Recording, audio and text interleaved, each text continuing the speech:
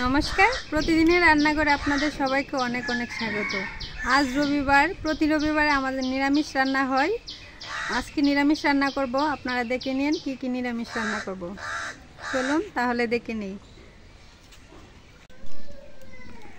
আজকে যেহেতু আমাদের নিরামিষ, সেই জন্য আজকে চাল কুমড়া মুগ ডাল দিয়ে রান্না করব। এই যে চাল কুমড়া এরকম কুচি কুচি করে কেটে নিয়েছি, আর নিয়েছি 1 কাপ মুগ ডাল। এখন প্রথমে মুগ ডালগুলো ভেজে নেব।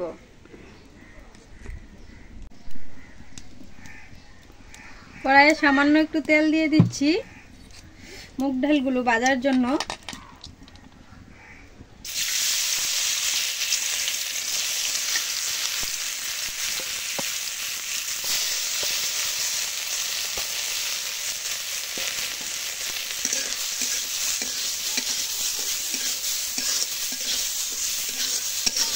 মুগ ডালগুলো হালকা ভেজে নেব। মুগ ডালগুলো আমি দিয়ে তারপরে দিয়েছি।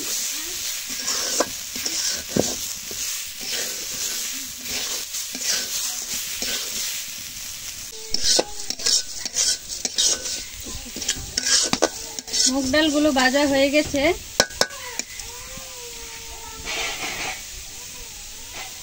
এখন দিয়ে দিব একটু সামান্য জল।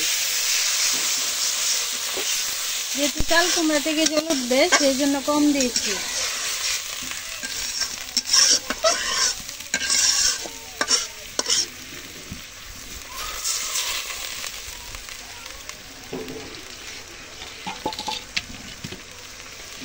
এখন এর উপরে দিয়ে দিচ্ছি চাল কুমড়াগুলো।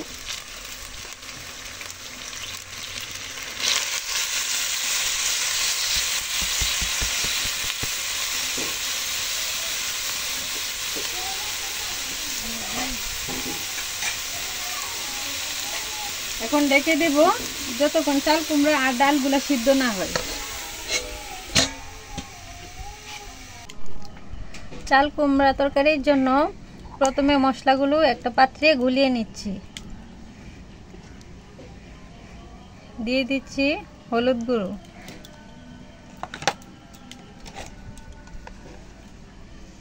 ধনিয়া গুঁড়ো,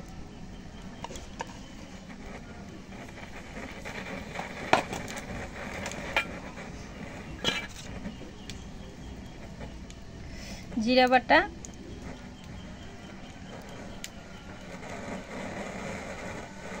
আদা বাটা।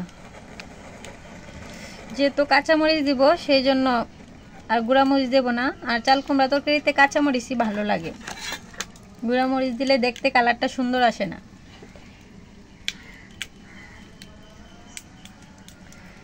দিয়ে দিব সামান্য একটু রাঁধুনি, চিনি 1 চামচ,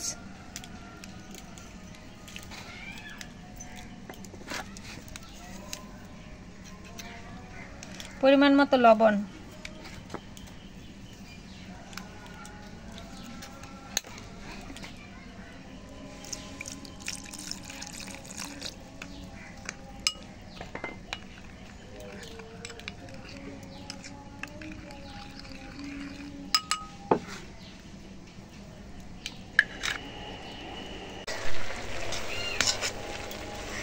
চাল কুমড়া সিদ্ধ হয়ে গেছে, আর ডালগুলোও সিদ্ধ হয়ে গেছে।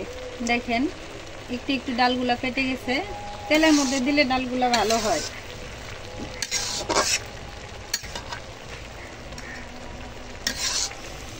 এখন এটা নামিয়ে নেব।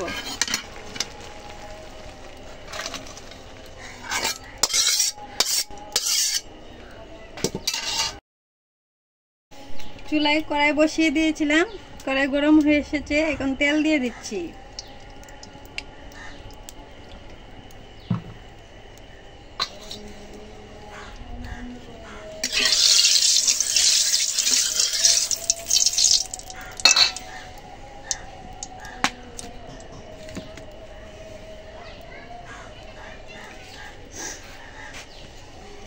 তেল গরম হয়ে এসেছে, দিয়ে দিচ্ছি 2টো তেজপাতা, জিরা,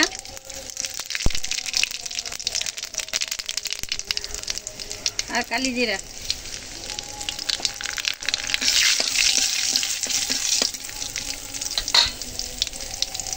দিয়ে দিচ্ছি মশলার পেস্টটা।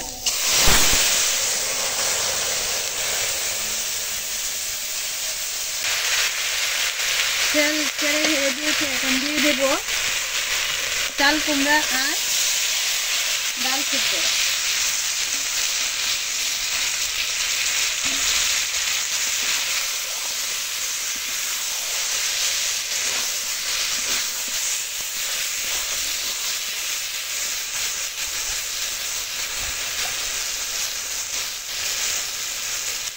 দিয়ে দিচ্ছি কয়েকটা কাঁচা লঙ্কা।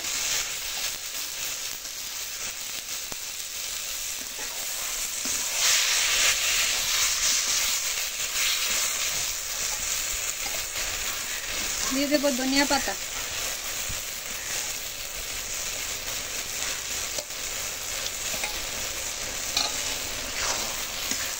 এখন কিছুক্ষণ রান্না করব, তারপরে নামিয়ে নেব।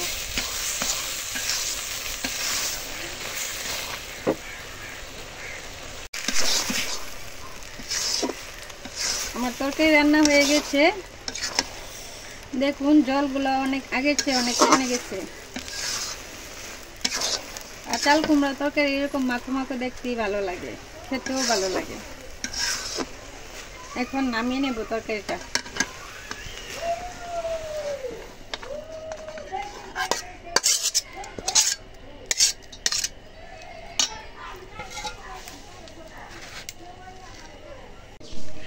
দেখুন তৈরি হয়ে গেল মুগ ডাল দিয়ে চাল কুমড়ার তরকারি। মুগ ডাল আর চাল কুমড়ার এরকম নিরামিষ তরকারি খেতে খুবই ভালো লাগে।